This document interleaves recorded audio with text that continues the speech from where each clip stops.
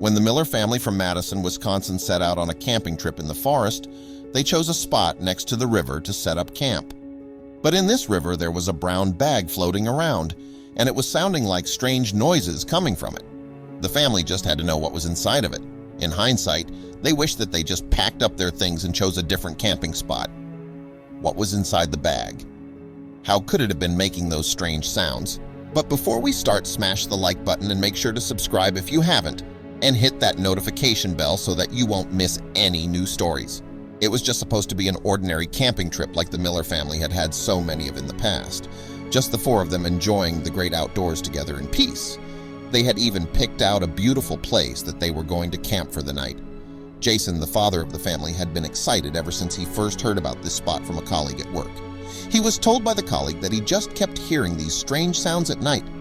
They were camped up close to the river, and the colleague speculated that the sounds were coming from there. But he could not place what they were. Jason wondered what it could be, but the colleague hadn't seemed concerned about it and continued to camp there. So Jason let it go. When the Miller family arrived that first day, it was already really late and thus dark. The family was also tired as could be, so they decided to just sleep in the car for now and put up the tent first thing in the morning. In the morning, they would get up and have a great day on the lake as a family. Jason was sure of it, but it would not be peaceful for long. In the morning, Jason and Macy quickly started setting up their tent while the kids were playing in the forest. At some point, Jason's youngest son, Sebastian, came up to him. He had spotted something in the water. There was a brown bag floating in the water when Jason and Macy looked. Sebastian was asking if they should go and get it. He wanted to see what was in the bag, as it seemed to be just floating out there, waiting. Jason promised his son that if the bag was still there the next morning, he would go and check it out. Today, they were going to take a long hike. Sebastian accepted this, but for the rest of the day, he would not stop speculating what could be in the bag. That night was a lot less peaceful and quiet than the night before. It all started around midnight when Jason was suddenly rudely awoken by strange sounds. All of the family was hearing the noises, and the kids were actually pretty scared.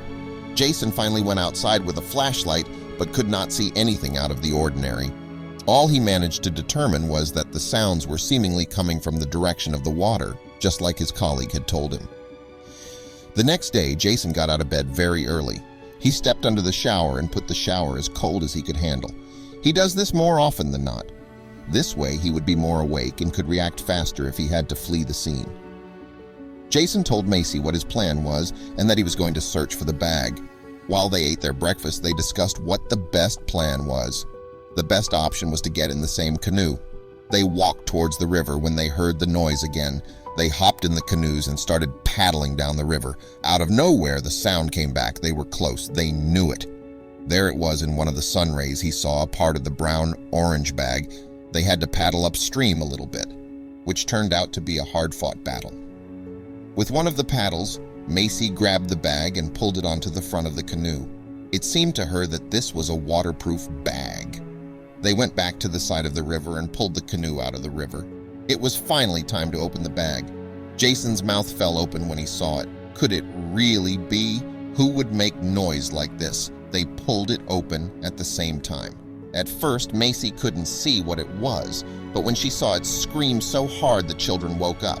In the bag, there lay a Bluetooth speaker which made this sound. He always thought it was something alive that made these sounds. He asked why Macy was screaming, and she said that he needed to look better. There it was. In the bag was a clown mask. It scared the living out of Jason. Who would do something like this? And why was it in the bag? At that moment, the owner of the camping came towards them. He said he heard Macy screaming and asked what happened. Macy said that they found a mask of a man in the bag. The man started laughing and knew who that bag was. It was his. Macy and Jason didn't understand and asked the man for an explanation. So the man explained. He said he kept it there because every time they had visitors, he wanted to do a prank. He kept it in the river with the sound on to keep people away from it. He was planning to do it this time, because the Millers looked like a family would handle it and laugh about it afterwards. Jason and Macy were both flabbergasted and wondered why someone would do something like that, but both their sons couldn't stop laughing. The idea alone made them dying of laughter. Jason called his colleague and told the story. The colleague couldn't believe it and was still a little suspicious about it, but Jason convinced him everything was fine. The Millers had a blast the rest of their camping trip. The camping owner was a really nice man with a good sense of humor and a lot of stories to tell. The man himself had also experienced many nice and exciting things in his life. The Millers promised that they will visit him again and went back home. They still tell this story to their friends. They were in such disbelief that they were still not sure if the story the camping owner told them was true.